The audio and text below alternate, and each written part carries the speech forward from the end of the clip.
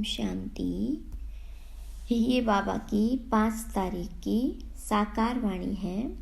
सार है मुरली का। मीठे बच्चे, कल्याणकारी बाप अभी तुम्हारा ऐसा कल्याण कर देते हैं जो कभी रोना न पड़े। रोना अकल्याण व देह अभिमान की निशानी है। प्रश्न: किस अटल भावी को जानते हुए तुम्हें सदा निश्चिंत रहना है? तो बाबा ने कहा, तुम जानते हो कि इस पुरानी दुनिया का विनाश अवश्य होना है। बल्कि इसके लिए प्रयास करते रहते हैं, लेकिन नर चाहत कुछ और की कुछ और वही। कितना भी कोशिश करे, यह भावी टल नहीं सकती। नेचुरल क्लैमिटीज आदि भी होनी है। तुम्हें नशा है कि हमने ईश्वरीय गोद ली है। जो साक्षात्कार किए हैं वह सब प्रैक्टिकल में होना ही है। इसलिए तुम सदा निश्चिंत रहते हो। ओम शांति। विश्व में मनुष्यों की बुद्धि में भक्ति मार्ग का ही गायन है, क्योंकि अभी भक्ति मार्ग चल रहा है। यहाँ फिर भक्ति का गायन नहीं है। यहाँ तो बाबा का गायन है। बाबा की महिमा करनी होती है। जिस बाप से इतना ऊंच वर्षा मिलता है, भक्ति में सुख नहीं है। भक्ति में रहते हुए भी याद तो स्वर्ग को करते हैं ना। मनुष्य मरते हैं तो कहते हैं स्वर्गवासी हुआ, तो खुश होना चाहिए ना। जबकि स्वर्ग में जन्म लेते तो फिर रोने की तो दरकार नहीं। वास्तव में यह सच्ची बात तो है नहीं कि स्वर्गवासी हुआ, इसलिए रोते रहते हैं। अब इन रोने वालों का कल्याण कैसे हो? रोना दुख की निशानी है। मनुष्य रोते तो है ना। बच्चे जन्मते हैं तो भी रोते हैं, क्योंकि दुख होता है। दुख नहीं होगा तो जरूर हर्षित रहेंगे।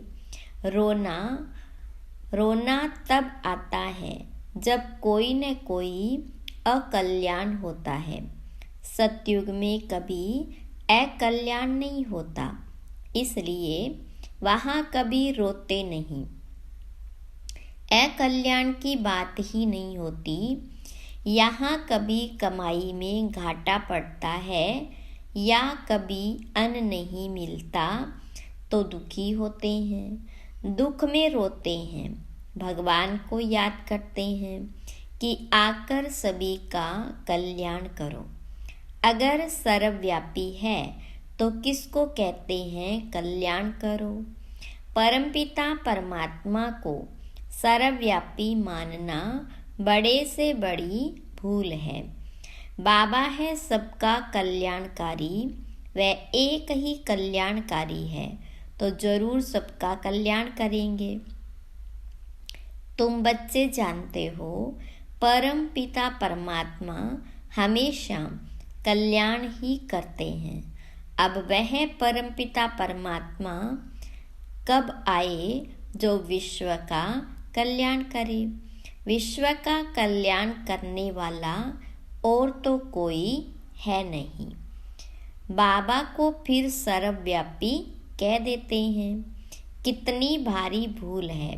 अभी बाप अपना परिचय देकर कहते हैं मन मना भव, इसमें ही कल्याण है। सतयुग त्रेता में कोई भी हालत में अकल्याण होता नहीं।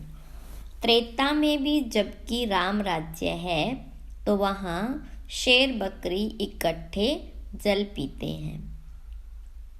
हम राम सीता के राज्य की इतनी स्तुति नहीं करेंगे, क्योंकि 2 कला कम हो जाने से कुछ न कुछ सुख कम मिलता है। हम तो पसंद करते हैं स्वर्ग, जो बाबा स्थापन करते हैं, उसमें पूरा वर्षा पाएं तो बहुत अच्छा है।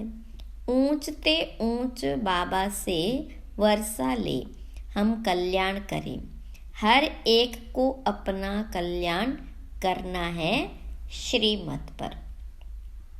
बाबा ने समझाया है, एक है आसुरी संप्रदाय, दूसरा है दैवी संप्रदाय। अभी एक तरफ रावण राज्य है, दूसरे तरफ मैं दैवी संप्रदाय स्थापन कर रहा हूँ। ऐसे नहीं कि अभी दैवी संप्रदाय है, आसुरी संप्रदाय को मैं दैवी बना रहा हूँ। कहेंगे दैवी संप्रदाय तो सतयुग में होता है। बाबा कहते हैं, इस आसुरी संप्रदाय को दैवी संप्रदाय भविष्य के लिए बनाता हूँ। अभी है ब्राह्मण संप्रदाय, दैवी संप्रदाय बन रहा है। गुरु नानक ने भी कहा है, मनुष्य से देवता किए करत न लागी वार। परंतु कौन से मनुष्य हैं जिनको देवता बनाएंगे? वे ड्रामा के आदि मध्य अंत को तो जानते नहीं। सृष्टि के आदि में जो लक्ष्मी नारायण श्रेष्ठाचारी है, वह भी आदि मध्य अंत को नहीं जानते, त्रिकालदर्शी नहीं है। आगे जन्म में त्रिकालदर्शी थे, स्वदर्शन चक्रधारी थे, तब यह राज्य पद पाया है। उन्होंने फिर स्वदर्शन चक्र दे दिया है विष्णु को। तो यह भी समझाना है कि स्वदर्शन चक्रधारी ब्राह्मण है तो मनुष्य आश्चर्य खाएंगे। वह तो श्री कृष्ण को भी कह देते, विष्णु को भी कह देते। यह तो जानते नहीं कि विष्णु के 2 रूप लक्ष्मी नारायण है। हम भी नहीं जानते थे। मनुष्य तो हर बात में कह देते भावी। जो होने वाला है उसको कोई टाल नहीं सकते। यह तो ड्रामा है, तो पहले पहले बाप का परिचय दे या ड्रामा का राज समझाए, सो भी जब बाबा की याद हो। पहले पहले बाप का परिचय देना चाहिए। बेहद का बाबा शिव बाबा तो मशहूर है, रुद्र बाबा भी नहीं कहते। शिव बाबा नामी ग्रामी है। बाबा ने समझाया है कि जहाँ जहाँ भक्त है उन्हों को जाकर समझाओ। अखबार में पढ़ा था, मनुष्य कहते हैं कि हिमालय की इतनी मल्टी मिलियन एज है, अब हिमालय की कोई आयु होती है क्या? यह तो सदैव है ही। हिमालय कभी गुम होता है क्या? यह भारत भी अनादि है, कब रचा गया उसकी एज नहीं निकाल सकते। वैसे हिमालय के लिए भी नहीं कह सकते कि हिमालय पहाड़ की आयु गिनी नहीं जाती। ऐसे थोड़े कहेंगे कि आकाश की व समुद्र की आयु इतनी है। हिमालय की आयु कहते हैं तो समुद्र की भी बताएं। कुछ भी जानते नहीं। यहाँ तो तुमको बाबा से वर्षा पाना है। यह है ईश्वरीय फैमिली। तुम जानते हो बाबा का बनने से स्वर्ग के मालिक बनते हैं। एक राजा जनक की बात नहीं, जीवन मुक्ति में अथवा राम राज्य में तो बहुत होंगे ना। सबको जीवन मुक्ति मिली होगी। तुम सेकंड में मुक्ति जीवन मुक्ति पाने के पुरुषार्थी हो। बच्चा बने हो, मम्मा बाबा कहते हो, जीवन मुक्ति तो मिलेगी ना। समझ सकते हैं, प्रजा तो ढेर की ढेर बनती जाती है, दिन प्रतिदिन प्रभाव तो निकलना है ना। यह धर्म की स्थापना करना बड़ी मेहनत है। वह तो ऊपर से आकर स्थापना करते हैं, उनके पिछाड़ी ऊपर से आते जाते हैं। यहाँ तो एक दो को राज्य भाग्य पाने का लायक बनाना पड़ता है। लायक बनाना बाप का काम है, जो मुक्ति जीवन मुक्ति के लायक थे। सबको माया ने नालायक बना दिया है। 5 तत्व भी नालायक बने हैं, फिर लायक बनाने वाला बाप है। तुम्हारा अभी सेकंड जो पुरुषार्थ चलता है, समझते हैं कल्प पहले भी फलाने ने ऐसा ही पुरुषार्थ किया था। कोई आश्चर्यवत भागंती हो जाते हैं, फारगती दे देते हैं, प्रैक्टिकल देखते रहते हैं। यह भी समझते हैं विनाश सामने खड़ा है। ड्रामा अनुसार सबको एक्ट में आना है। नर चाहत कुछ और की कुछ और वह चाहते हैं पीस हो, परंतु भावी को तुम बच्चे जानते हो। तुमने साक्षात्कार किया है। वह भल कितना भी माथा मारे कि विनाश न हो, परंतु यह भावी टल नहीं सकती। अर्थक्वेक नेचुरल कैलेमिटीज होगी, वह क्या कर सकते। कहेंगे यह तो गॉड का काम है। तुम्हारे में भी बहुत थोड़े हैं जिनको इतना नशा चढ़ता है और याद में रहते हैं। सब तो परिपूर्ण नहीं बने हैं। तुम जानते हो यह भावी टलने की नहीं है, अन्न नहीं है। मनुष्यों के रहने के लिए जगह नहीं है। 3 पैर पृथ्वी के नहीं मिलते। तुम्हारा यह है ईश्वरीय परिवार, माता पिता और बच्चे। बाबा कहते हैं मैं बच्चों के आगे ही प्रत्यक्ष होता हूँ, बच्चों को खिलाता हूँ, सिखाता हूँ। बच्चे भी कहते हैं हम बाबा की मत पर चलते हैं। बाबा भी कहते हैं मैं बच्चों के ही सन्मुख आकर मत देता हूँ। बच्चे ही समझेंगे, नहीं समझते हैं तो छोड़ो, लड़ने की कोई बात नहीं। हम परिचय देते हैं बाप का। बाबा कहते मुझे याद करो तो विकर्म विनाश होंगे, और स्वदर्शन चक्र को याद करो तो चक्रवर्ती राजा बनेंगे। मन मनाभव मत्याजी भव का अर्थ भी यह है। बाबा का परिचय दो, जिससे क्रिएटर और क्रिएशन का राज तो समझ जाए। मुख्य यह एक ही बात है। गीता में मुख्य यह एक ही भूल है। बाबा कहते मुझ कल्याणकारी को ही आकर कल्याण करना है, बाकी शास्त्रों से कल्याण हो नहीं सकता। पहले तो सिद्ध करना है कि भगवान एक है। उनको तुम याद करते हो, परंतु जानते नहीं हो। बाबा को याद करना है तो परिचय भी चाहिए ना। वह कहाँ रहते हैं, आते हैं व नहीं। बाबा वर्षा तो जरूर यहाँ के लिए देंगे या वहाँ के लिए देंगे। बाबा तो सन्मुख चाहिए। शिवरात्रि भी मनाते हो। शिव तो सुप्रीम फादर है सब आत्माओं का।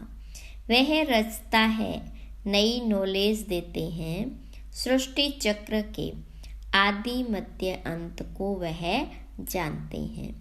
वह है ऊंचे ते ऊंचा टीचर, जो मनुष्य को देवता बनाते हैं, राजयोग सिखलाते हैं। मनुष्य कभी राजयोग सिखला न सके, हमको भी उसने सिखाया है, तब हम सिखाते हैं। गीता में भी शुरुआत में और अंत में मन मना भव और मध्याजी भव कहा है।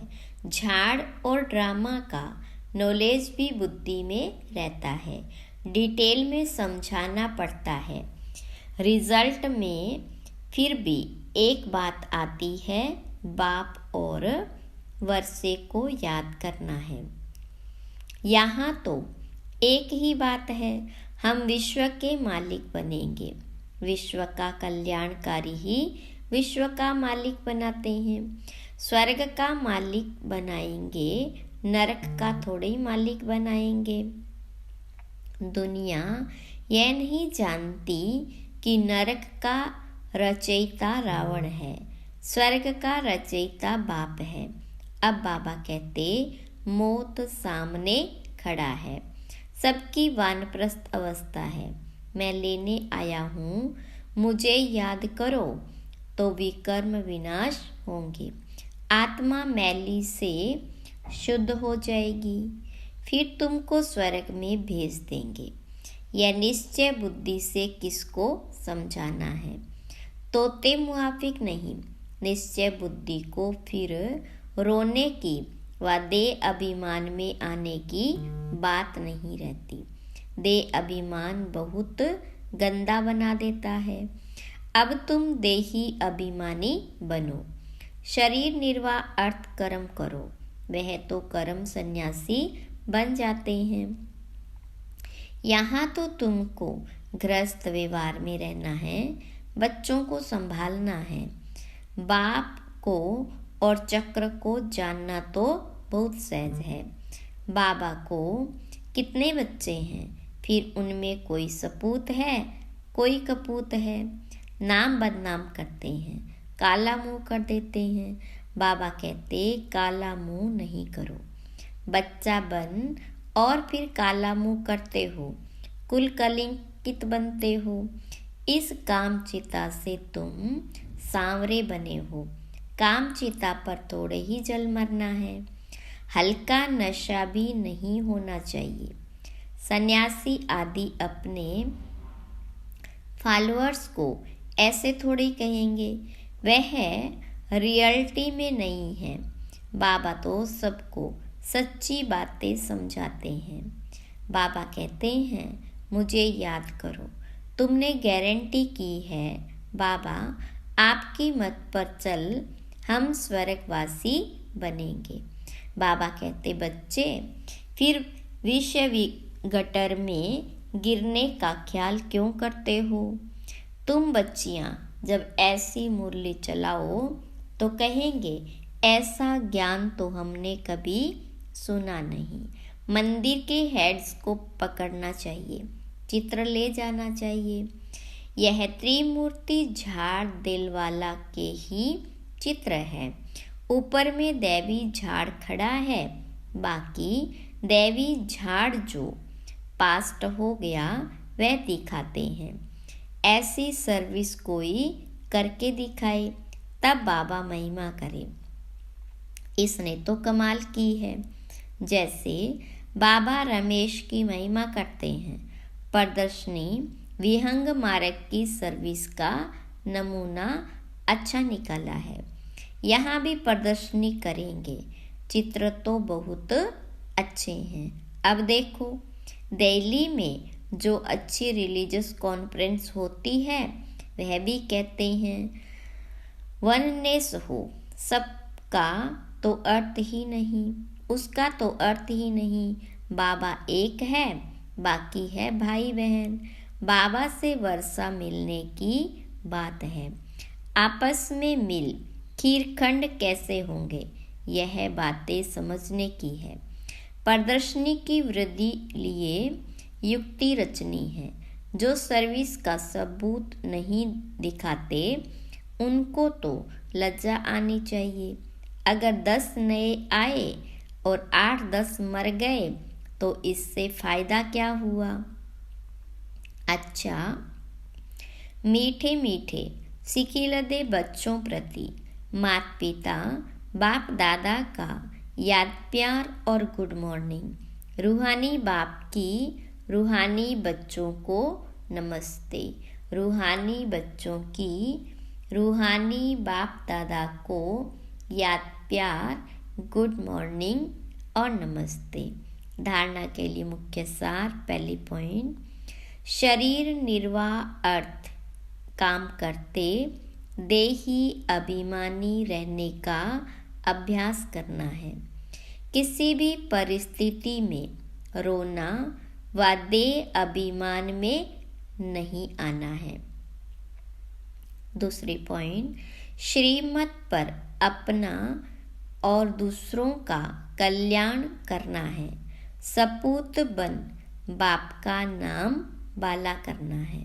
वरदान, व्यर्थ संकल्पों को समर्थ में परिवर्तित कर सहज योगी बनने वाली समर्थ आत्मा भव।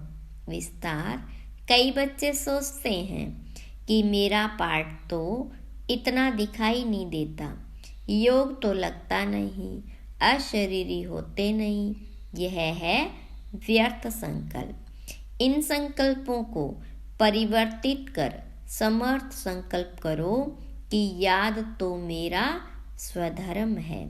मैं ही कल्प कल्प का सहज योगी हूँ।